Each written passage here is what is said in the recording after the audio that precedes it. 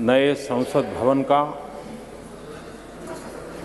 ये प्रथम और ऐतिहासिक सत्र है। मैं सभी माननीय सांसदों को और सभी देशवासियों को बहुत बहुत शुभकामनाएं देता हूं। आदरणीय अध्यक्ष जी, आज प्रथम दिवस के प्रथम सत्र में नए सदन में आपने मुझे बात रखने के लिए अवसर दिया है, इसलिए मैं आपका बहुत बहुत आभार व्यक्त करता हूं। इस नए संसद भवन में मैं आप सभी माननीय सांसदों का भी हृदय से स्वागत करता हूं। ये अवसर कई मायनों में अभूतपूर्व है। आजादी के अमृत काल का ये उषा काल है और भारत अनेक सिद्धियों के साथ नए संकल्प लेकर के नए भवन में अपना भविष्य तय करने के लिए आगे बढ़ रहा है। विज्ञान जगत में चंद्रयान 3 की गगनचुंबी सफलता हर देशवासी को गर्व से भर देती। भारत की अध्यक्षता में G20 का असाधारण आयोजन विश्व में इच्छित प्रभाव, इस अर्थ में ये अद्वितीय उपलब्धियां हासिल करने वाला एक अवसर भारत के लिए बना। इसी आलोक में आज आधुनिक भारत और हमारे प्राचीन लोकतंत्र का प्रतीक नए संसद भवन का शुभारंभ हुआ है। सुखद संयोग है कि ये गणेश चतुर्थी का शुभ दिन है।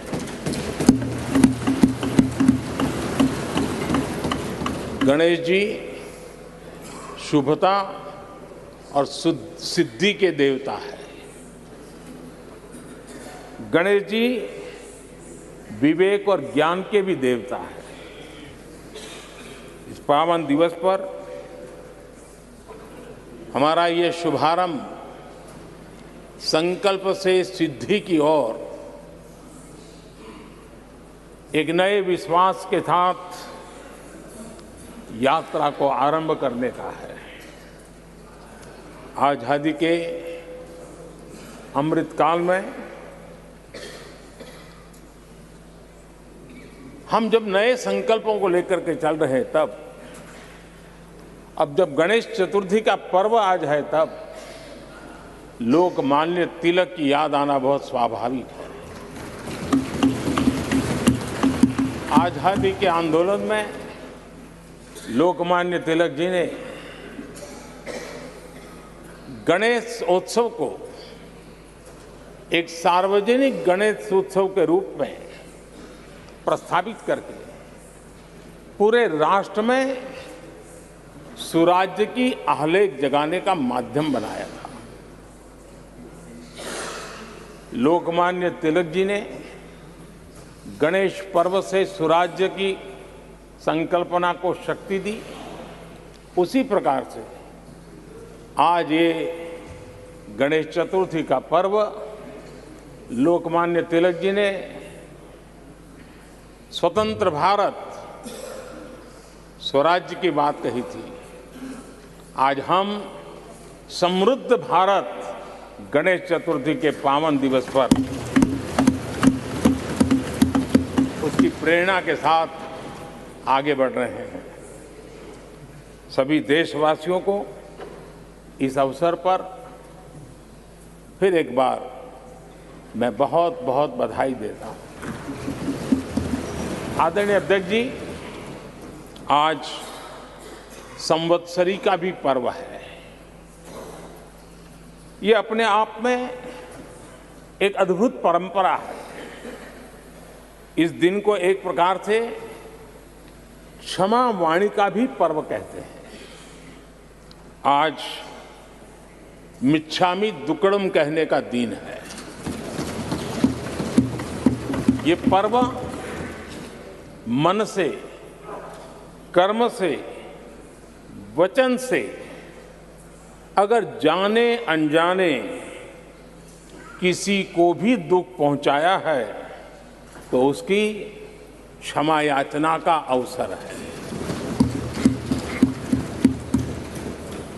मेरी तरफ से भी पूरी विनम्रता के साथ, पूरे हृदय से आप सभी को, सभी सांसद सदस्यों को और सभी देशवासियों को मिच्छामि दुक्कड़म। आज जब हम एक नई शुरुआत कर रहे हैं तब हमें अतीत की हर कड़वाहट को भुलाकर आगे बढ़ना है। इस स्पिरिट के साथ जब हम यहां से,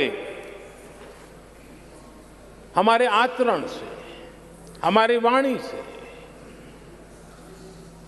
हमारे संकल्पों से जो भी करेंगे, देश के लिए, राष्ट्र के एक एक नागरिक के लिए वो प्रेरणा का कारण बनना चाहिए और हम सबको इस दायित्व को निभाने के लिए भरसक प्रयास भी करना चाहिए। आदरणीय अध्यक्ष जी, ये भवन नया है,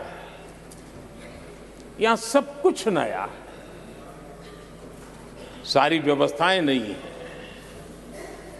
यहां तक आपके सब साथियों को भी आपने एक नए रंग रूप के साथ प्रस्तुत किया है।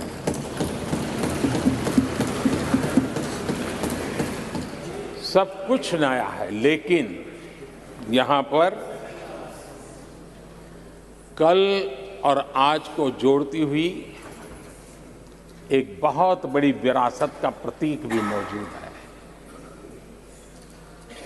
वो नया नहीं है, वो पुराना है और वो आजादी की पहली किरण का स्वयं साक्षी रहा है, जो आज अभी हमारे बीच उपस्थित है।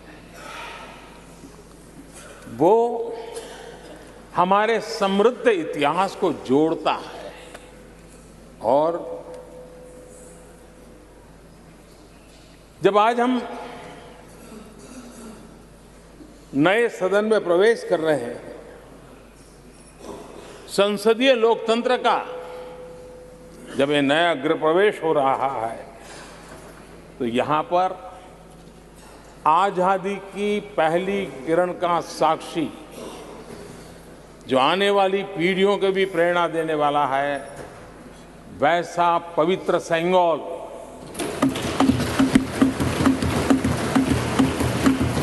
और ये वो सेंगोल है जिसको भारत के प्रथम प्रधानमंत्री पंडित नेहरू का स्पर्श हुआ था। ये पंडित नेहरू के हाथों में पूजा विधि कर करके आजादी के पर्व का प्रारंभ हुआ था और इसलिए एक बहुत महत्वपूर्ण अतीत को, उसके साथ ये सेंगोल हमें जोड़ता है। तमिलनाडु की महान परंपरा का वो प्रतीक तो है ही, देश को जोड़ने का भी, देश की एकता का भी वो प्रतीक है।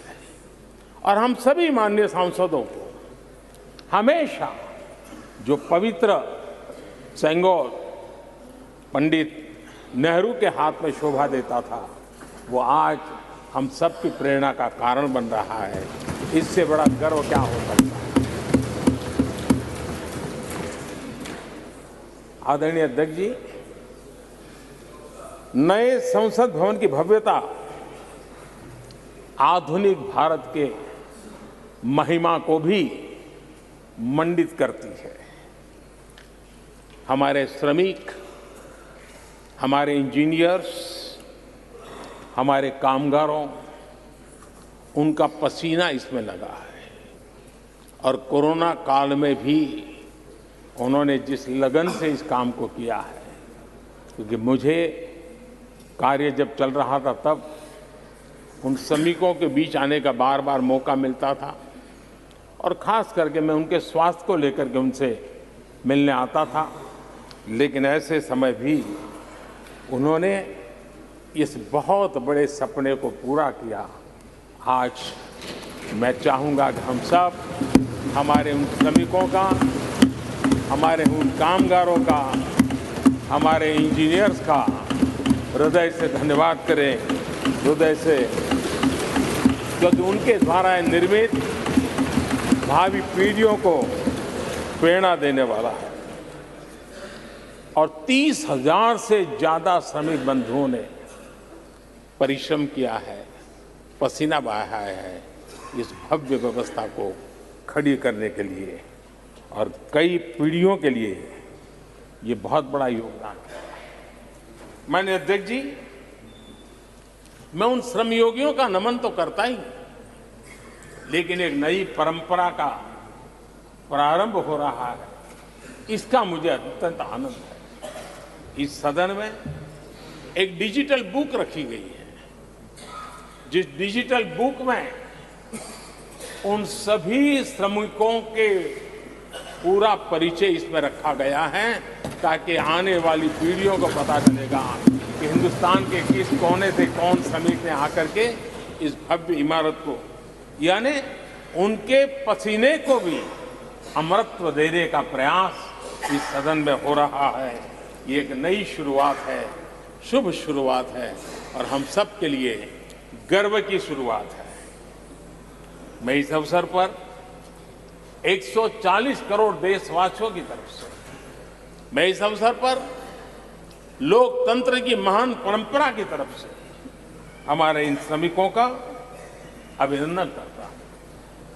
आदरणीय अध्यक्ष जी, हमारे यहां कहा जाता है, यत् भावो तद् भवति, और इसलिए हमारा भाव जैसा होता है वैसे ही कुछ घटित होता है। यद् भावो तद् भवति, और इसलिए हम जैसी भावना करते हैं और हम जैसी भावना करके प्रवेश किया है, मुझे विश्वास है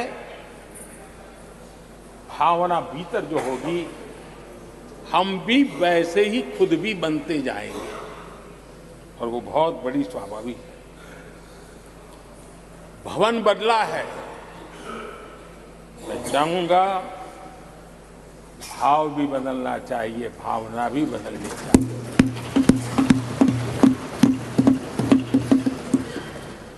संसद राष्ट्र सेवा का सर्वोच्च स्थान है। ये संसद दलहित के लिए नहीं है। हमारे संविधान निर्माताओं ने इतनी पवित्र संस्था का निर्माण दलहित के लिए नहीं, सिर्फ और सिर्फ देश हित के लिए किया।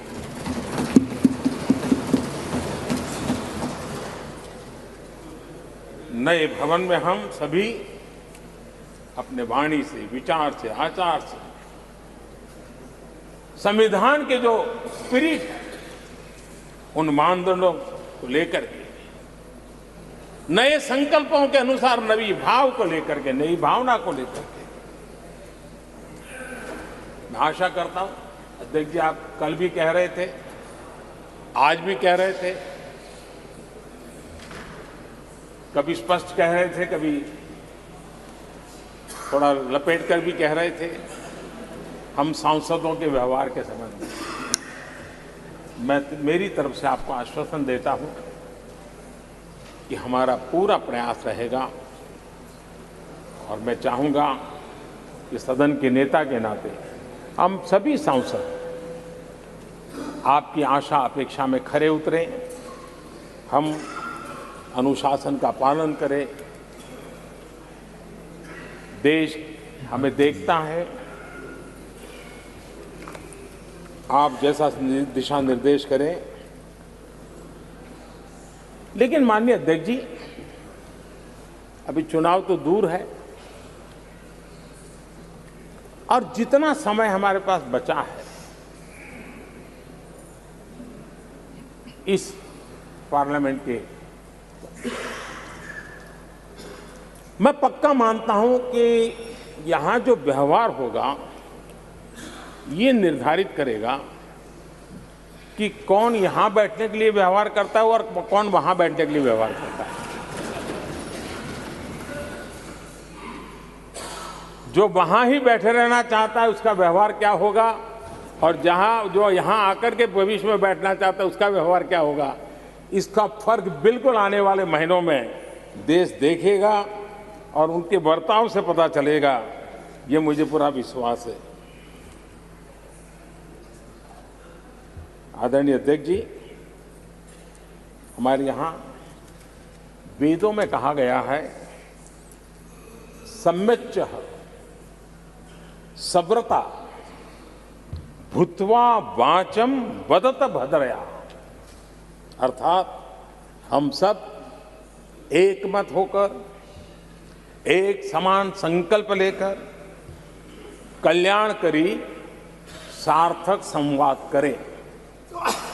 यहां हमारे विचार अलग हो सकते हैं, विमर्श अलग हो सकते हैं, लेकिन हमारे संकल्प एकजुट ही होते हैं, एकजुट ही रहते हैं, और इसलिए हमें उसकी एकजुटता के लिए भी भरपूर प्रयास करता रहना चाहिए। आदरणीय अध्यक्ष जी, हमारी संसद ने राष्ट्रहित के तमाम बड़े अवसरों पर ही इसी भावना से काम किया है। न कोई इधर का है न उधर का है, सब कोई राष्ट्र के लिए करते रहे। मुझे आशा है कि इस नई शुरुआत के साथ इस संवादीय के वातावरण में और इस संसद के पूरे डिबेट में हम उस भावना को जितनी ज्यादा मजबूत करेंगे, हमारी आने वाली पीढ़ियों को अवश्य हम प्रेरणा देंगे। संसदीय परंपराओं की जो लक्ष्मण रेखा है, उन लक्ष्मण रेखा का पालन हम सबको करना चाहिए, और वो स्पीकर महोदय की अपेक्षा को हमें जरूर पूरा करने की कोशिश करनी चाहिए। आदरणीय अध्यक्ष जी, लोकतंत्र में राजनीति, नीति और शक्ति का इस्तेमाल ये समाज में प्रभावी बदलाव का एक बहुत बड़ा माध्यम होता है, और इसलिए स्पेस हो या स्पोर्ट्स हो, स्टार्टअप्स हो या सेल्फ हेल्प ग्रुप हो, हर क्षेत्र में दुनिया भारतीय महिलाओं की ताकत देख रही है। G20 की अध्यक्षता, विमेन लेड डेवलपमेंट की चर्चा, आज दुनिया इसका स्वागत कर रही है, स्वीकार कर रही है। दुनिया समझ रही है कि सिर्फ महिलाओं के विकास की बात इनफ नहीं है। हमें मानव जाति की विकास यात्रा में उस नए पड़ावों को अगर प्राप्त करना है, राष्ट्र के विकास यात्रा में हमने नई मंजिलों को पाना है, तो ये आवश्यक है कि विमेन लेड डेवलपमेंट को हम बल दें। और G20 में भारत की इस बात को विश्व ने स्वीकार किया है। महिला सशक्तिकरण की हमारी हर योजना ने महिला नेतृत्व करने की दिशा में बहुत सार्थक कदम उठाए हैं। आर्थिक समावेश को ध्यान में रखते हुए जनधन योजना शुरू की। 50 करोड़ लाभार्थियों में से भी अधिकतम महिला बैंक अकाउंट के धारक बनी है। ये अपने आप में बहुत बड़ा परिवर्तन भी है, नया विश्वास देता है। जब मुद्रा योजना रखी, ये देश गर्व कर सकता है कि उसमें बिना बैंक गारंटी 10 लाख रुपए की लोन देने की योजना, और उसका लाभ पूरे देश में सबसे ज्यादा महिलाओं ने उठाया। महिला एंटरप्रेन्योर का एक पूरा वातावरण देश में नजर आया।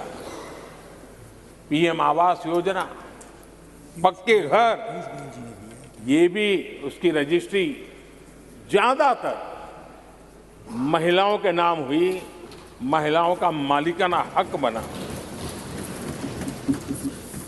आदरणीय अध्यक्ष जी, हर देश की विकास यात्रा में ऐसे माइलस्टोन आते हैं जब वो गर्व से कहता है कि आज के दिन हम सब ने नया इतिहास रचा है। ऐसे कुल पल जीवन में प्राप्त होते हैं। और आदरणीय अध्यक्ष जी, नए सदन के प्रथम सत्र के प्रथम भाषण में मैं बड़े विश्वास और गर्व से कह रहा हूं कि आज की ये पल, आज का ये दिवस,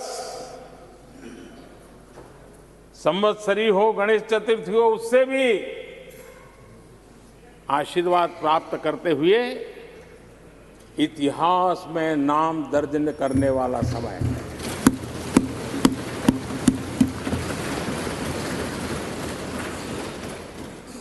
हम सबके लिए पल गर्व की पल है। अनेक वर्षों से महिला आरक्षण के संबंध में बहुत चर्चाएं हुई हैं, बहुत वाद विवाद हुए हैं। महिला आरक्षण को लेकर संसद में पहले भी कुछ प्रयास हुए हैं।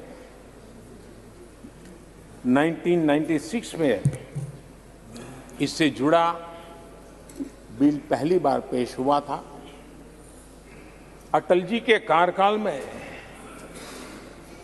कई बार महिला आरक्षण का बिल पेश किया गया, कई बार, लेकिन उसे पार कराने के लिए आंकड़े नहीं जुटा पाए और उसके कारण वो सपना अधूरा रह गया। महिलाओं को अधिकार देने का, महिलाओं की शक्ति का उपयोग करने का वो काम, शायद ईश्वर ने ऐसे कई पवित्र काम के लिए मुझे चुना है।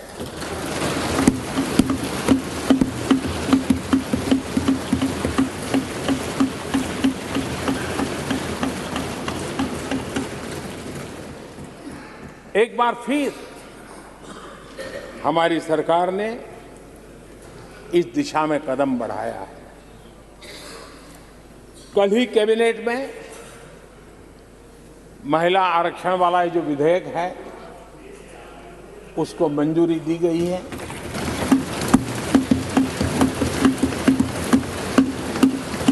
आज 19 सितंबर की ये तारीख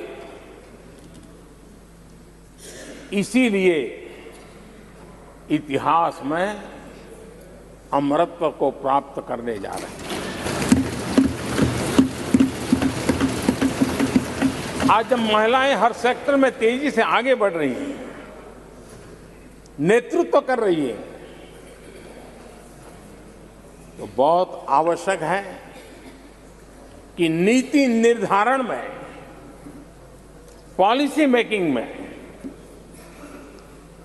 हमारी माताएं, बहनें, हमारी नारी शक्ति अधिकतम योगदान दें, ज़्यादा से ज़्यादा योगदान दें। योगदान ही नहीं, वे महत्वपूर्ण भूमिका निभाएंगे। आज इस ऐतिहासिक मौके पर नए संसद भवन में सदन की पहली कार्यवाही के रूप में उस कार्यवाही के अवसर पर देश के इस नए बदलाव का आह्वान किया है और देश की नारी शक्ति के लिए सभी सांसद मिलकर के नए प्रवेश द्वार खोल दें, इसका आरंभ हम इस महत्वपूर्ण निर्णय से करने जा रहे हैं। विमेन लेड डेवलपमेंट के अपने संकल्प को आगे बढ़ाते हुए हमारी सरकार आज एक प्रमुख संविधान संशोधन विधेयक प्रस्तुत कर रही है। इस विधेयक का लक्ष्य लोकसभा और विधानसभाओं में महिलाओं की भागीदारी का विस्तार करने का है। नारी शक्ति वंदन अधिनियम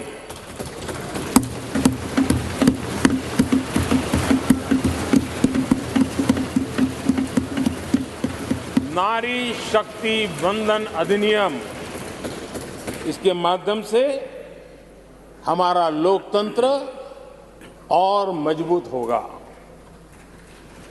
मैं देश की माताओं, बहनों, बेटियों को नारी शक्ति वंदन अधिनियम के लिए बहुत बहुत बधाई दूंगा। मैं सभी माताओं, बहनों, बेटियों को आश्वस्त करता हूं कि हम इस बिल को कानून बनाने के लिए संकल्पबद्ध है।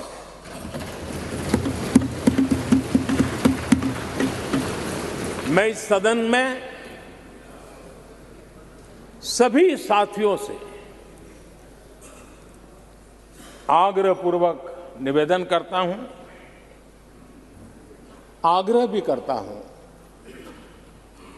और जब एक पावन शुरुआत हो रही है, पावक विचार हमारे सामने आया है, तो सर्वसम्मति से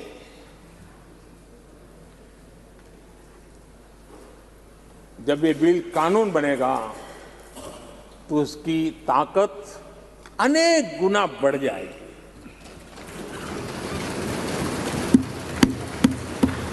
और इसलिए मैं सभी माननीय सांसदों से, दोनों सदन के सभी माननीय सांसदों से इसे सर्वसम्मति से पारित करने के लिए प्रार्थना करते हुए आपका आभार व्यक्त करता हूं कि इस नए सदन के प्रथम सत्र में मुझे आपने मेरी भावनाओं को व्यक्त करने का अवसर दिया। बहुत बहुत धन्यवाद।